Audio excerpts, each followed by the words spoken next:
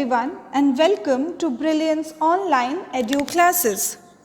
Today I am here with a story named ATTILA for class 6 from their textbook of English. This story is written by R.K. Narayan. Let's see the introduction to the story. The family wanted a strong and formidable dog who could prevent break-ins and theft in their house. A 2-month-old black and white puppy was brought home. He was named ATTILA after the Scourge of Europe. Right? So this is the introduction when there was a family who decided that they should have a dog, a strong and formidable, means a brave dog who can protect the house from break-ins and theft, right? Break-ins means when somebody enters forcefully, and theft means when the thief enters to steal something. So finally they got a puppy which was 2-month-old and it was black and white in color. The name given to the puppy was ATTILA. Right? Why ATTILA? After the Scourge of Europe. Scourge means someone who causes trouble. So why the dog was named as ATTILA? Because he was considered to be something who would create trouble for any stranger or thief or burglar who would enter the house. Okay. He had square jaws, red eyes, a pug nose and a massive head. He gave no hope that he would do credit to his name. So basically, if we talk about the appearance of the dog, he had a square jaw, right? Red eyes, a small pug nose and a huge head. Massive means huge. He gave no hope that he would do credit to his name. So there was no hope by his appearance that he is going to be any brave, strong dog at all. Okay, there was no hope as such. Then the story starts that what happened to this dog and how this friendly dog unwittingly became a hero. Unwittingly, wit means intelligence. Unwittingly means without having any intelligence, without showing any intelligence, how it became a hero. Okay. The puppy did not have a very prepossessing appearance and he wasn't too playful, but this did not prevent this owners from sitting in a circle around him and admiring him. Right?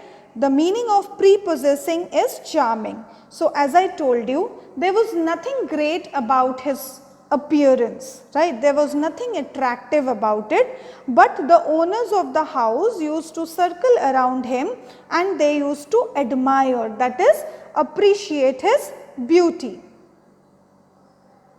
They debated as to what he should be named. The youngest one suggested, why not call him Tiger? Every other street mongrel is named Tiger, came the reply. Why not Scissor?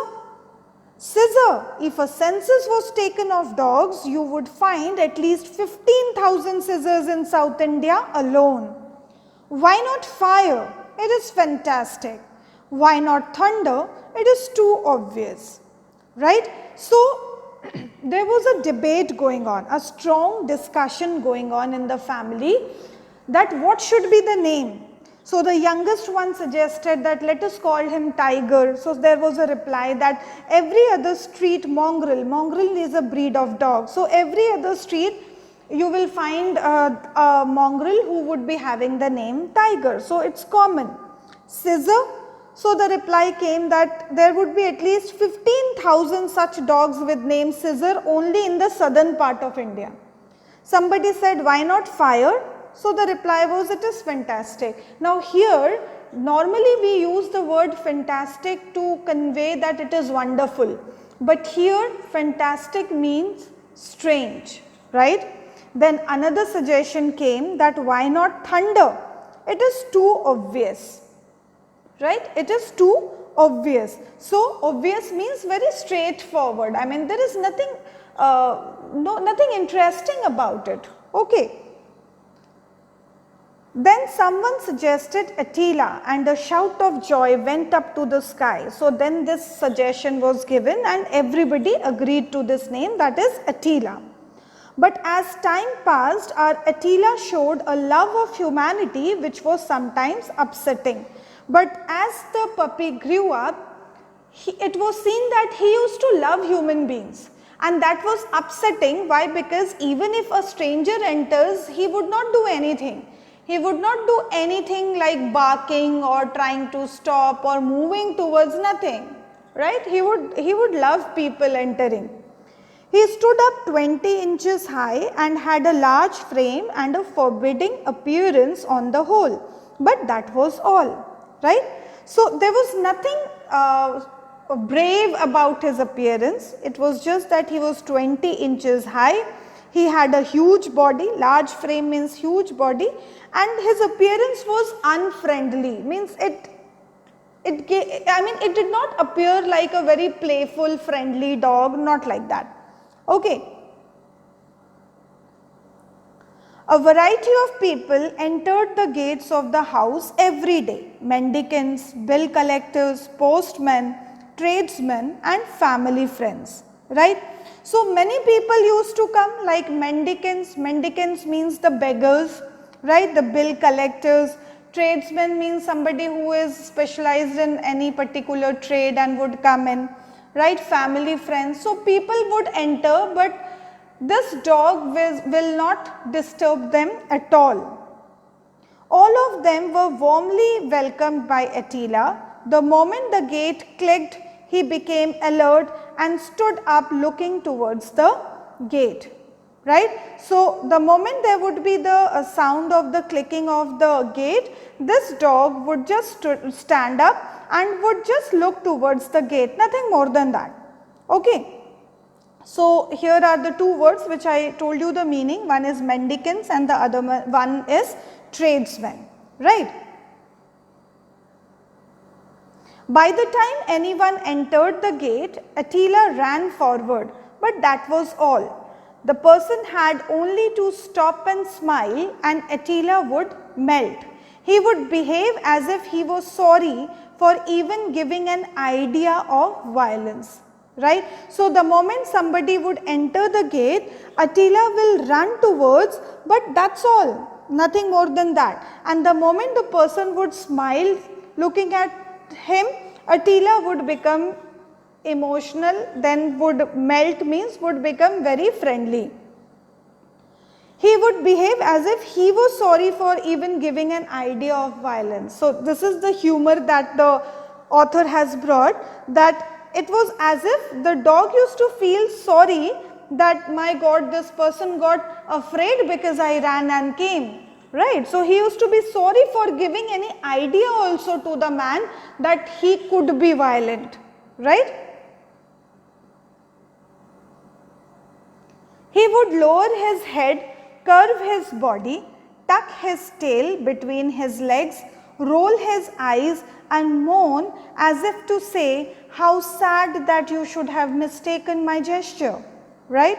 So curve means to bend, tuck means to insert or hide or fold together, moan means to give a low sound of pain, and gesture means signal or action.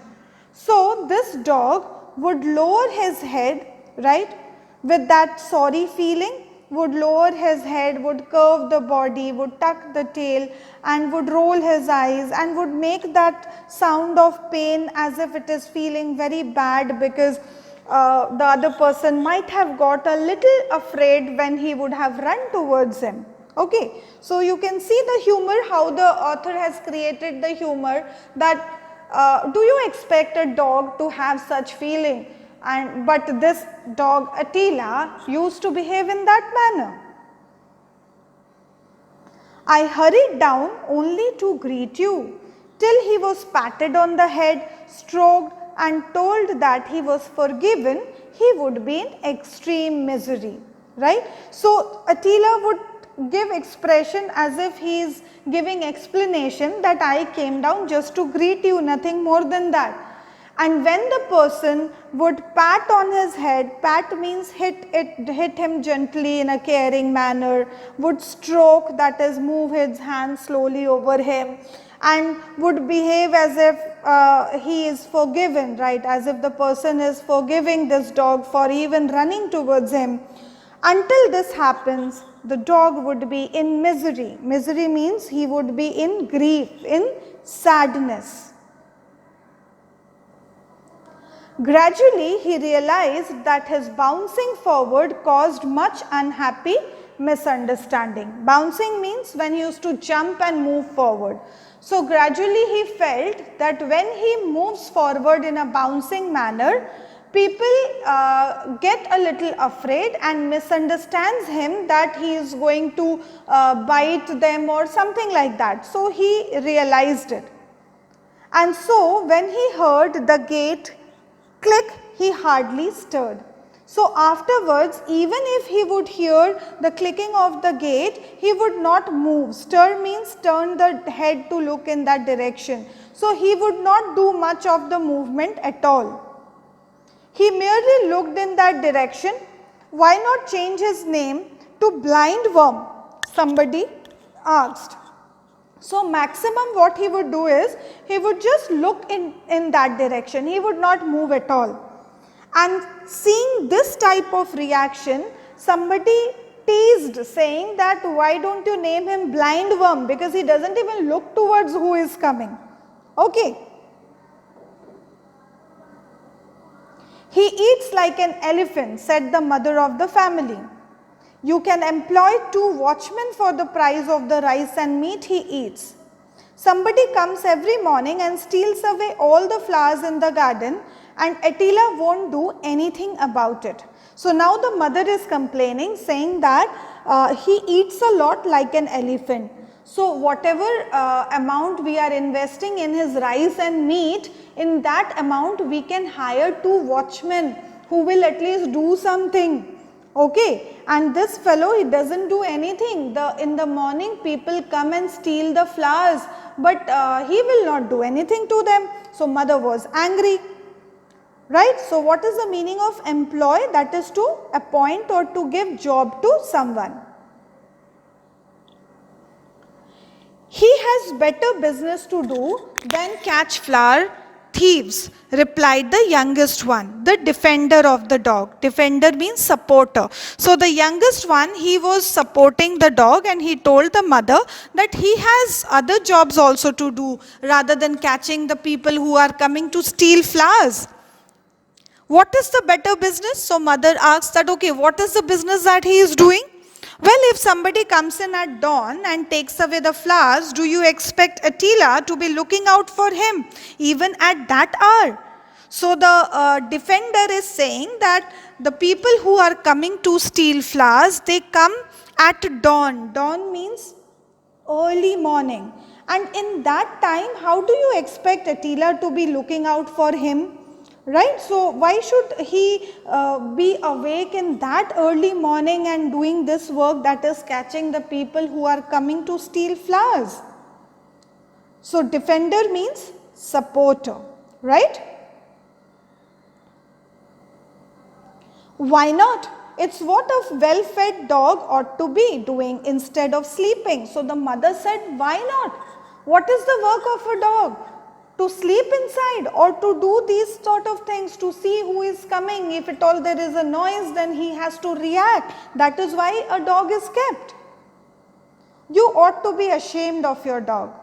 He does not sleep all night, mother. I have often seen him going round the house and watching all night. So, the mother told the young one that you should be ashamed, you should be embarrassed about your dog. So, the young one is saying, the youngest one says that, no mother, he is awake all night. I have seen him watching all night, going round the house. So, the youngest one is trying to show that ATTILA is doing a lot of work, right?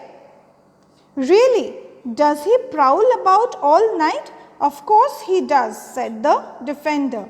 So, when the mother asks that is he prowling around all night? Prowling means moving quietly, because there is no barking sound.